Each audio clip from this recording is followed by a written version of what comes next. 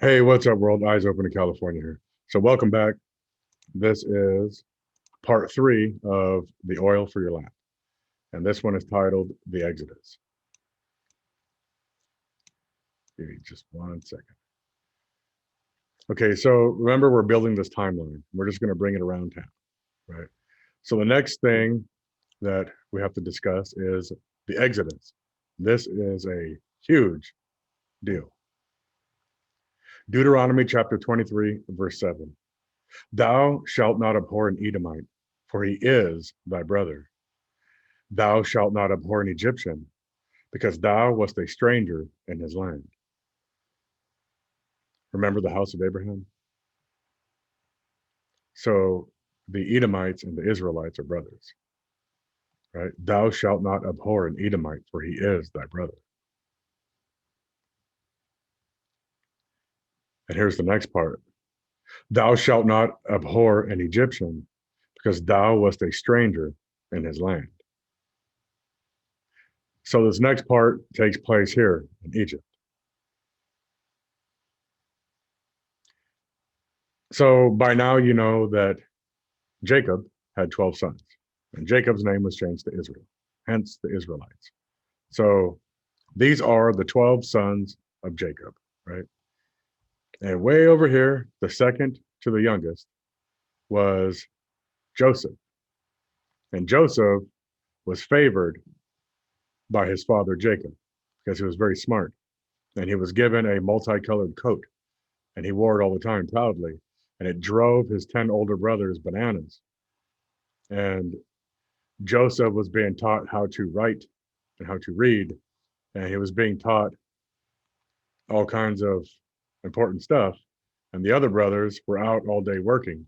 And they ultimately started to despise their little brother Joseph because of this fact, right? So the 10 brothers got along famously, and they always kept Joseph not as close, right? And here's one of the other things that was driving them crazy is Joseph was blessed by God with dreams. So Joseph had a dream one day. Genesis chapter 37, verse 7. For behold, we were binding sheaves in the field, and lo, my sheaf arose and also stood upright. And behold, your sheaves stood round about and made obeisance to my sheaf. That's what he told his brothers. And it looked like this, right? They're out there harvesting, and his stood upright in the center, and the other ones were bowing down to him. And they were like, you're the second youngest brother. We're not bowing down to you. So they started to develop this really bad attitude towards their brother Joseph, right? And then he had another dream. Genesis chapter 37, verse 9.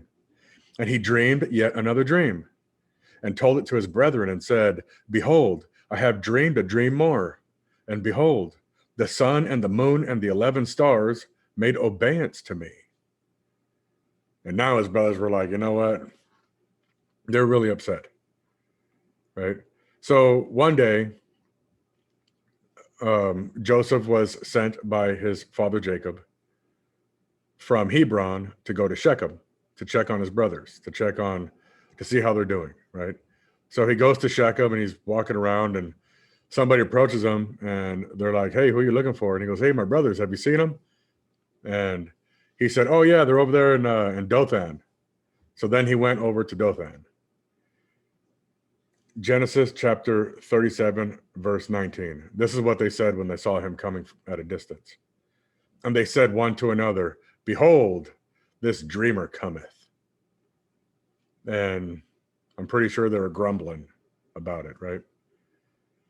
So they actually snatched him up and dragged him over to a pit where they stripped him of his coat and they threw him in the pit.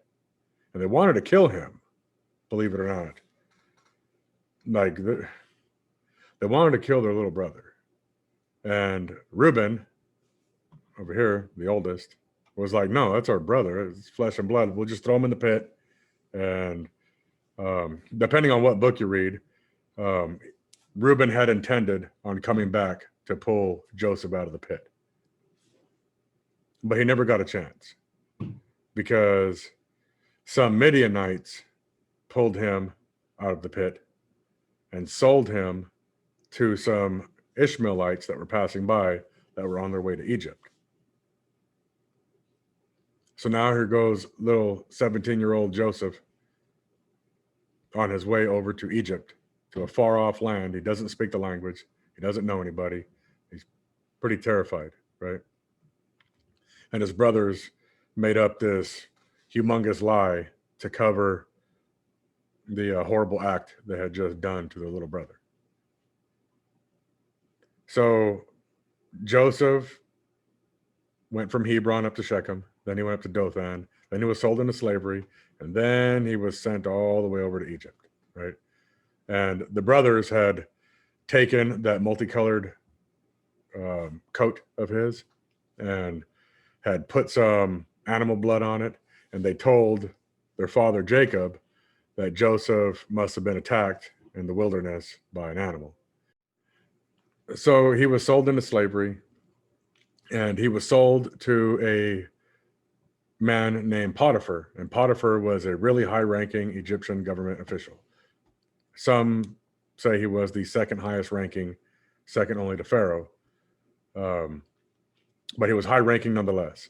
So Jacob actually received some favor from God by placing him into such high hands, if you know what I'm saying. So then Potiphar's wife started to become attracted to Joseph, and she started day after day coming on to him. Genesis chapter 39, verse 7. And it came to pass after these things that his master's wife cast her eyes upon Joseph, and she said, "Lie with me." And she did this day after day after day, and Joseph didn't want to. So she made up this story. She was coming on to him one day, and she reached out and grabbed his shirt, and he wiggled out of his shirt and he took off running. But this was after a conversation. She wanted him to lie with him, and he told her that her husband has given him the ability to, he has all his goods in his hands. Like, he is very high ranking, he's very appreciative, and he doesn't think that basically sleeping with the boss's wife is a godly thing to do. So she reaches out and grabs him, and he wiggles out of his shirt and takes off running. And then she screams, the guards come, she makes up the story that he was coming on to her, and she was terrified or whatever. So the wrath of Potiphar was kindled, and Joseph was wrongfully imprisoned. So while he was in prison, there were two servants of the Pharaoh that were thrown into prison with him, right? And one day, the two people that were thrown in with him looked really sad. So Joseph was asking around, like, "Hey, what's up with these two guys? Why are they sad?" And they both had dreams, and they had nobody to interpret them, right?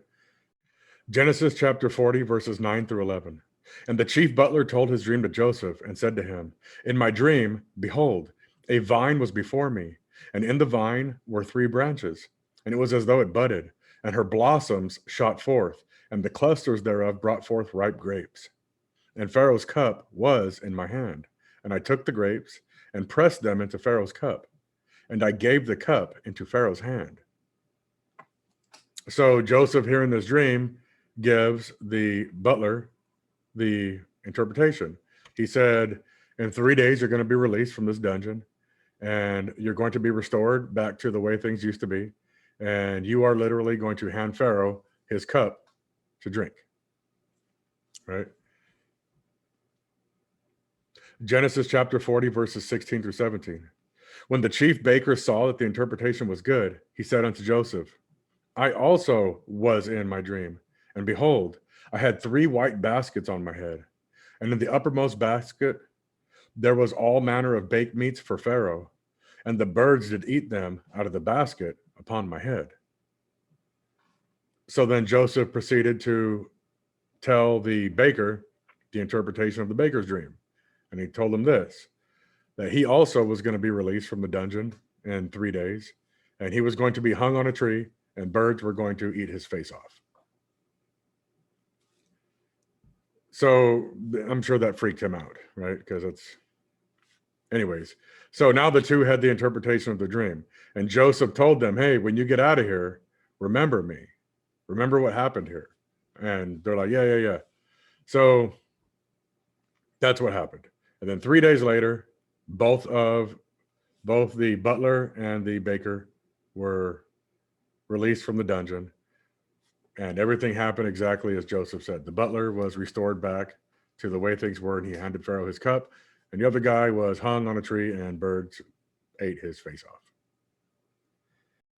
Genesis chapter 40, verse 23. Yet did not the chief butler remember Joseph, but forget him. So Joseph gave him the interpretation of the dream, and all he had to do was tell Pharaoh, "Hey, I knew this was going to happen because of the Hebrew that was in the dungeon with me," but he forgot all about him. So 2 years passed. Joseph sat in the prison for 2 more years, right? And then one night, Pharaoh has a dream. And the dream goes like this. Genesis chapter 41, verses 1 through 4. And it came to pass at the end of 2 full years that Pharaoh dreamed, and behold, he stood by the river. And behold, there came up out of the river 7 well-favored kine and fat-fleshed, and they fed in the meadow. And behold, 7 other kine came up after them out of the river, ill-favored and lean-fleshed, and stood by the other kine upon the brink of the river. And the ill-favored and lean-fleshed kine did eat up the 7 well-favored and fat kine. So Pharaoh awoke. So it looks like this. Pharaoh had a dream that there was, we'll just keep it simple, 7 fat cows come out of the river, and they're grazing over here on the grass. They're eating the cud. And then 7 ugly, skinny cows come out of the river, and they start hanging out with them. And then the little skinny cows eat the fat cows. So then Pharaoh wakes up. And then Pharaoh has another dream. Genesis chapter 41, verses 5 through 7. And he slept and dreamed the second time. And behold, 7 ears of corn came up upon one stalk, rank and good. And behold, 7 thin ears, and blasted with the east wind, sprung up after them. And the 7 thin ears devoured the 7 rank and full ears. And Pharaoh awoke, and behold, it was a dream. So Pharaoh had a dream that there was 7 big ears of corn on one stalk, and then there was 7 thin ears that were blasted with the east wind, sprung up after them. So the ugly corns sprung up after them and devoured the fat corns, right? So Pharaoh was disturbed by this, and he called all the magicians and all the astrologers and all the soothsayers and the tongue blabberers. And he said, "Hey, I need somebody to help me out with the interpretation of this dream." And then the butler finally remembered. He finally remembered Joseph. He said, "You know, there's a Hebrew that I remember now that was in the prison with me, and he can interpret dreams." So Pharaoh sent for him, and now Joseph comes before Pharaoh, and Pharaoh tells him the dream, and Joseph gives him the interpretation, right? And the interpretation was this, that there was going to be 7 years of plenty and 7 years of famine. And what they had to do was they needed to farm extra, and they needed to start storing all the food outside of all the cities. And basically the way they stored it in such a way that the mice and the rodents and the animals and the critters didn't get to it, right? So they stored all this food. He told Pharaoh, "We need to store all this food." He said, "You need to place somebody in charge who's going to oversee the operation, who is going to farm this stuff, store this stuff, and keep it in all the cities. Because when the 7 years of famine finally hits, it's going to be awful. And it's going to be so awful, nobody's going to remember the 7 years of plenty. All they're going to know is the 7 years of famine. unless you do this thing. So find somebody who is great in wisdom to do this. And Pharaoh pretty much looked around and he said, well, it's you. You're the one who's going to do it. So he promoted Joseph, right? And while I was researching this thing and I was looking for pictures for this PowerPoint, I stumbled across something, and it might be really important. There was a baby cow that was born on September 20th, 2014, that had the number 7 on his head. What are the chances? What are the chances that this was the beginning of the 7 years of plenty? Because if this hunch is correct, then that means that the 7 years of famine are going to start somewhere around September 20th, 2021, which is only in a few months, right? Because this is the timing of this, it's pretty much going to run alongside with when the third seal of the apocalypse breaks. If you know what I'm talking about, you know what I'm talking about. And we'll speak more about this later on in the future videos of this video series. But I just was looking for a picture of some cows and I got this one. So I started investigating when this cow was born, and it was born on September 20th, 2014. So did this start the 7 years of plenty? I don't know.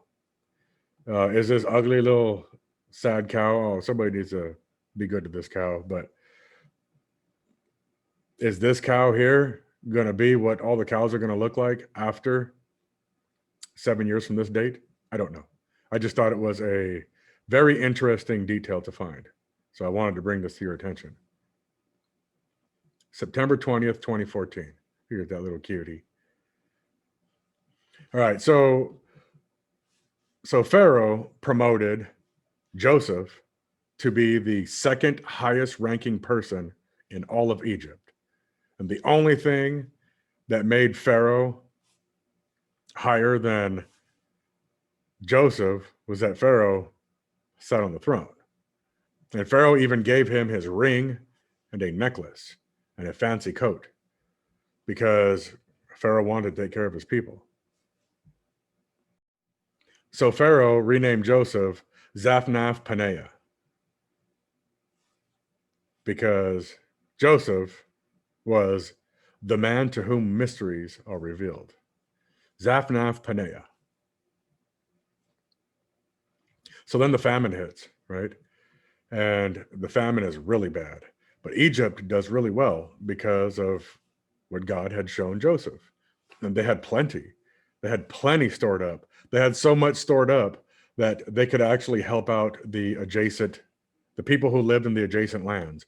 So people were coming from far and wide to Egypt, asking the Egyptians to sell them some food, which they did. They had plenty. And they got through the famine, no problem whatsoever. But while people were coming to buy food from the Egyptians,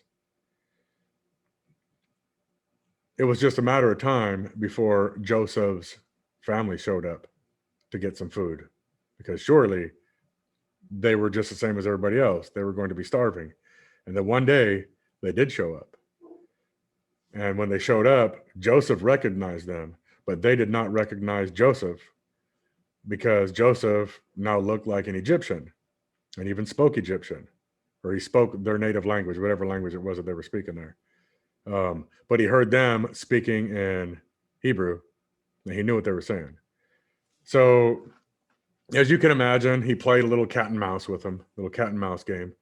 And make the long story short, finally, after he was done playing cat and mouse with them, he revealed himself to them, and they were so sorry. And it really is a heartwarming story, actually, to read the story, because this really happened. This is history. And they asked him, could you forgive us? And he said, yeah, I can forgive you. So everything was good, right? And then he sent them all back, and he said, hey, get the rest of the family, bring everybody to Egypt. Pharaoh loves us, and everything is good over here. So they brought everybody down, and Jacob came down, Israel came down, and they all dwelt in Egypt. And everything was good in the hood, right? They lived right here in Goshen. So this is where they came from, over here in the land of Canaan. They came all the way over here to Goshen. And they lived good for many, many years. And then one day, Egypt gets a new ruler, a new king. And he is not very friendly to the Hebrews, to the Israelites, because the other Pharaoh had died. The one that was good to the Israelites, he died. And now this new dude was not good to them. And he enslaved them with hard labor.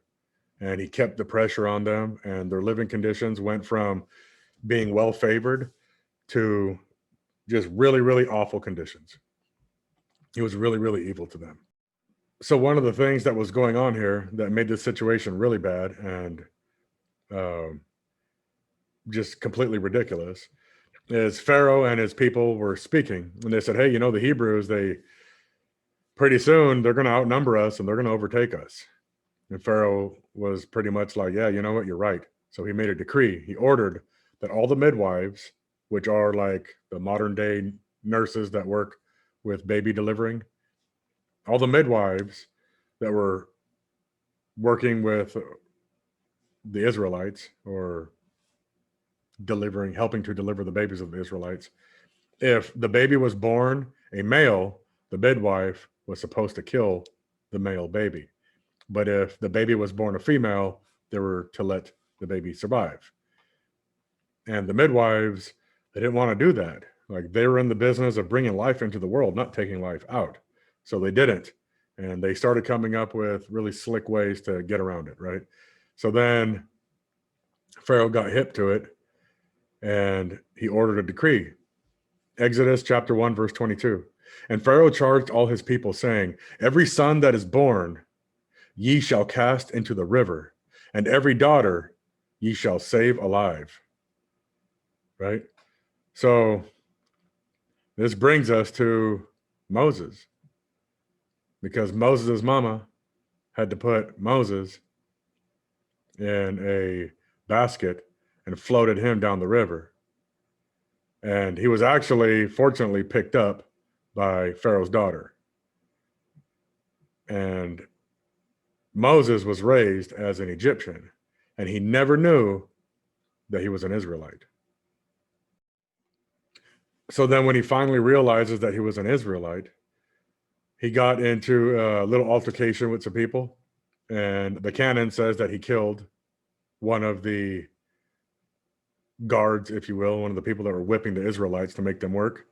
They say that Moses killed one, but that's not the case. So they got into it, and Moses took off. And he fled from everything that he knew, because he had a very privileged life. He fled from everything that he knew, and he went out into the wilderness. And then one day, he sees the burning bush. And he was told to go back to Egypt, and he was going to free his people. So Moses went back to Egypt, and he did exactly as the Lord told him. And he told Pharaoh, let my people go. And Pharaoh wouldn't do it. So it says in the canon that the Lord hardened Pharaoh's heart. But that's a bad translation. He strengthened Pharaoh's heart. Because I watched a lot of programs about this translation, and I was watching someone, a rabbi who practiced Judaism, and he said it was a bad translation. He strengthened Pharaoh's heart because the plagues were so awful that Pharaoh was going to have a heart attack. So the Lord had to strengthen his heart to keep him going. So these were the 10 plagues of Egypt, right? The first plague, the waters turned to blood. The second one was frogs. The third one was lice. The fourth one was flies. The fifth one was disease on the livestock. The sixth was unhealable boils, right? Kind of like what the people that are taking the mark of the beast are going to look like. The seventh was hail and fire. The eighth was locusts which there's locust plagues all over the Middle East now. So things are getting biblical. It really is. It's undeniable. And the 9th plague was darkness, and the final plague was death of the firstborn, right? And this one right here is what broke Pharaoh, because by the time he had endured all these plagues, and he still did not want to let the Israelites go, by the time his firstborn son was taken, then it was time for him to let the Israelites go. So he issued the order, let them go. So they went. And you know the story. This is where the Lord split the Red Sea and the Israelites crossed on dry land to the other side. And while they were crossing, the Egyptians were following them, and they were going to try to smote all of them. And then the Lord let the waters come back and buried them all in a tomb of billions of gallons of seawater. Jasher chapter 81, verse 3. And the sojourning of the children of Israel, who dwelt in the land of Egypt in hard labor, was 210 years. The canon says it was 430. The book of Jasher says it was 210 years. So let's look at something here. This is the genealogy given in the Gospel of Matthew, chapter 1, verses 1 through 17, right? So before we even are able to use this genealogy, we have to straighten something out first, right? If you notice here, there's 3 columns, and each column has 14 names in it, right? You got the patriarchs, the monarchy, and after the deportation. That's the way it's broken up here on this screenshot I took off the internet. But there's one error, and we have to straighten this out. It says here Jeconiah and Jeconiah, right? It's listed twice. Jeconiah is listed twice. This is an error. This is one of those errors that come from somebody making a copy of the copy, like I spoke about in the very first part of this video series. Somebody made a copy of the copy, and they made a copy of the copy, and 20 copies later, this typo shows up. The name Jeconiah was listed twice, and now nobody knows what name is supposed to be there. So I actually did a study, and it's in 2 Kings chapter 23, verse 34. And Pharaoh Necho made Eliakim, the son of Josiah, king in the room of Josiah his father, and turned his name to Jehoiakim, and took Jehoiahaz away, and he came to Egypt and died there. So right here was King Josiah. It's listed right above here. You can barely see it. And you know what? King Josiah was said to be a very fair and just king. Just want to state that for the record. King Josiah was a good king. So his firstborn son was Jehoahaz. And when Jehoahaz took over as king, he didn't do a very good job. And he pretty much didn't make very many friends. So Pharaoh Necho made Eliakim, the son of Josiah, king in the room of Josiah his father, and turned his name to Jehoiakim, and took Jehoahaz away, and he came to Egypt, and he died there. Right? So that name should be Jehoiakim. It's not Jeconiah twice. So this second column ends with Jehoiakim. All right, got that straight. So the reason why I put this here is because I need to use this. And I want you to be able to see this in a side-by-side comparison, because we have to be accurate, right? Because fake oil doesn't burn, right? You got to have oil for your lamp. It's got to be lamp oil. So I'm going to read this list over here off of this screenshot, and you can just look at this list here that I typed in just to confirm it. So we have Abraham, Isaac, Jacob, Judah, Perez, Hezron, Ram, Amminadab, Nahshon, Salmon, Boaz, Obed, Jesse, and David the king, right? So now that you've confirmed that all these names are exactly all these names, we'll get rid of this and we'll start working with this list here, because I want to show you something. This is very important. So here's Judah, one of the 12 sons of Jacob, right? So Abraham begat Isaac, and Isaac begat Jacob, right? So Jacob begat his 12 sons, right? The 12 tribes of Israel. Of those 12 sons, one of them's name was Judah. And from Judah, we get the Lion of the tribe of Judah. This is where the Lord gets his name from. The Lion of the tribe of Judah, because he came from Jacob's son, Judah. So everybody that's underneath Judah on this list is of the lineage of Judah. And then later, you get to the Lord. So these are the 12 sons of Jacob, and here's Judah right here. He's the fourth son of Jacob, the fourth son of the house of Jacob, right? This one. So now I'm going to, we're going to drill down on this, because this is the speaking point, right? Because they were in Egypt for 210 years. So Jacob, Judah, Perez, and Ezron, all four physically entered into Egypt and dwelt together. And it says this in Joshua 59, among other places, but they all four physically entered into Egypt. All four of these people walked or rode some kind of an animal or a cart, but they physically traveled into Egypt, right? When they went down, when Joseph sent for his family to come down into Egypt, these four at some point in time physically walked in there in the same time, or they all dwelt together in Egypt at the same time. And then now down here on the other side of this list, we have Boaz, right? He married Ruth, and the genealogy in Ruth is in chapter 4, verses 16 through 22. So Boaz married Ruth. But the rest of these people on this list, Obed, Jesse, and David the king, these were all free men. These men were free. They were not a slave to anybody. They were not a slave in a far-off land.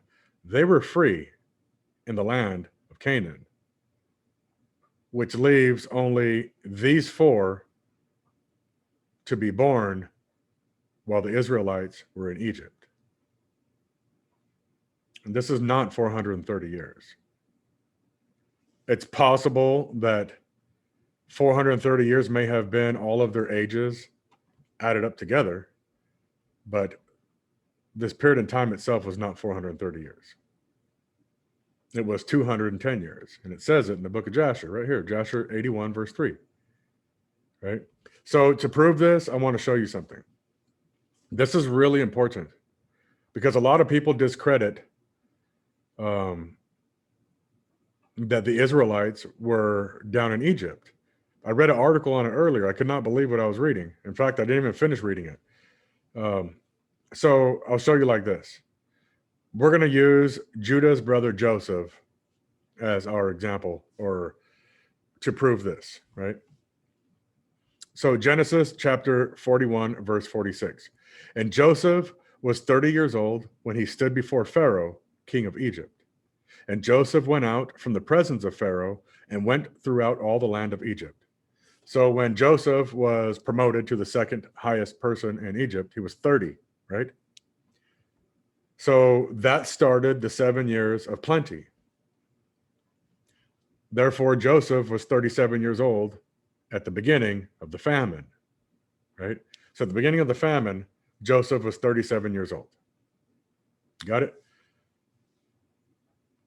Genesis chapter 50, verses 22 to 23. And Joseph dwelt in Egypt, he and his father's house. And Joseph lived 110 years. And Joseph saw Ephraim's children of the third generation, the children also of Machir, the son of Manasseh, were brought up upon Joseph's knees. So Joseph lived 110 years, right? So if you subtract this 37 years from 110, you end up with, what is that, 73? 73 years is how long Joseph lived in Egypt, right? And in those 73 years, Joseph saw Ephraim's children of the third generation. So if we're looking at this, and let's say that the name Judah isn't here, it just says Joseph. So Joseph saw his son, Ephraim's children of the third generation. So Joseph, with his own eyes in the 73 years that he was around in Egypt, he was able to see people out here to this generation. Therefore, this period in time could not have possibly have been 430 years, right? It was 210, just like it says in the book of Jasher. It was a 210-year period in time that the Israelites were in Egypt, because only these 4 generations realistically were born in I don't even know what the word would be, captivity. And I'm not trying to poke fun of the Bible by no means. That's not what I'm doing. We have to be accurate. We're seeking truth, right? And this detail right here is what throws a lot of people off. And a lot of people are like, oh, if that's the way it is and none of it's true. And it's like, no, you have to understand that the fact that we have even gotten this much of the story, almost, I mean, think about this. This is 1300 BC. We are, in fact, I heard this the other day. We'll get to this after, but they say that Moses received the 10 commandments 3,333 years ago. I thought that was interesting. I don't know. I mean, it's clearly 3,300 years from the Exodus. So it's possible, but it's a very interesting number, don't you think? 3,333. So I don't know. All I'm saying is it's incredible that we even have this much of the story still intact. It's a miracle. So I'm not bashing this by no means. I'm just saying we have to set the record straight. And they were not in Egypt for 430 years. It was more like 210. Right? So then the Exodus happens, and they sing the song of Moses and Israel. Exodus chapter 15, verse 10. Thou didst blow with thy wind. The sea covered them. They sank as lead in the mighty waters. And the song goes on, but they sank like lead in the mighty waters. He's talking about the Egyptian army. So after the Exodus, right, after they cross the Red Sea, they get to Mount Sinai, right? You got Mount Sinai, you got the split rock. And this is where Moses went up on Mount Sinai for 40 days and 40 nights. And all the Israelites were down below for 40 days and 40 nights, and they were terrified. They were terrified of the Lord. So Moses went up there to take care of business because everybody else, they were terrified. So when Moses was then given the 10 commandments on Mount Sinai. And these were the 10 commandments. They were written with the finger of God. So then when Moses comes down from Mount Sinai, he sees what the Israelites are doing. They had already forged a golden calf, like a golden bull, and they were worshiping this false idol that they had forged in the 40 days that Moses was up on Mount Sinai. So when Moses came down, he lost it, and he threw the 10 commandments and broke them. And he was mad. So then he had to go back up Mount Sinai for 40 more days and 40 more nights. And he came back with the law, or the 613 laws of Moses. So this has been the Exodus. And this is the end of part 3. So this is how we're going to be drilling down on everything. We are going to be truth seeking, right? And I'm not trying to bash the canon. I am trying to straighten out some things because we need to be accurate, because we need to have real oil in our lamps. So thank you. God bless you.